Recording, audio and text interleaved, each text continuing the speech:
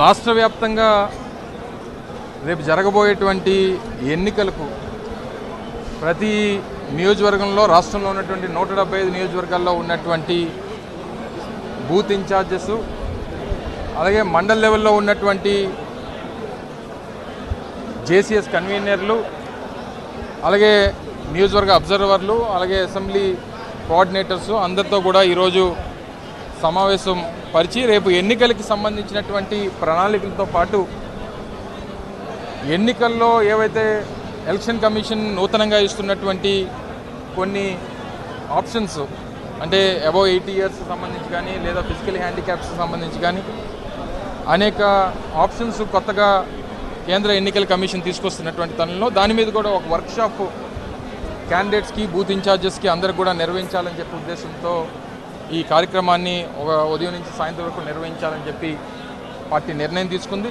మధ్యాహ్నం 3 గంటలకి ముఖ్యమంత్రి గారు కూడా విచ్చేసి ఆఖరిగా వర్క్షాప్ అయిన తర్వాత వారు కూడా రాష్ట్రంలో ఉన్నటువంటి దాదాపు 3000 మంది పైసలకు ఇన్వైటీస్ అందరినీ కూడా ఆహ్వానించడం జరిగింది. వాళ్ళందరికీ కూడా రేపు జరగబోయేటువంటి ఎన్నికలకి సమాయత్తం చేస్తూ వారు కూడా దిశానిర్దేశం చేసేటువంటి కార్యక్రమం ఈ సమావేశం ద్వారా చేయబోతాం. కూటమి టికెట్లు ప్రకటించి దూసుకెళ్తుంది, మీరు ఇంకా అభ్యర్థులు ప్రకటించలేదు. ఎక్కడ దూసుకెళ్ళట్లేదు. నిన్న కూడా చూసాం. నిన్న కూడా ఎక్కడెక్కడ రాష్ట్ర వ్యాప్తంగా ఏ రకమైనటువంటి మాకు వాస్తవానికి మాకు సంబంధం లేనటువంటి అంశం. కాకపోతే వారు కూటమి ప్రకటించినటువంటి సీట్లు చూసిన తర్వాత అనిపించింది ఏంటంటే కేవలం వారి బలహీనతలు మాత్రమే కనబడ్డాయి తప్ప ఎక్కడ బలం కనబడలా.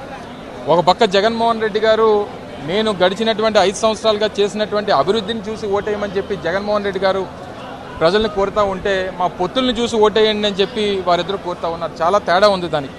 ఎందుకంటే రాష్ట్రంలో రేపు జరగబోయేటువంటి ఎన్నిక, రేపు జరగబోయేటువంటి ప్రజలు ఇచ్చేటువంటి తీర్పు ఈ రాష్ట్ర భవిష్యత్తుకి సంబంధించేటువంటిది. సో పొత్తులు చూసి ఓటేయాల్సినటువంటి పరిస్థితిలో ప్రజలు లేరు.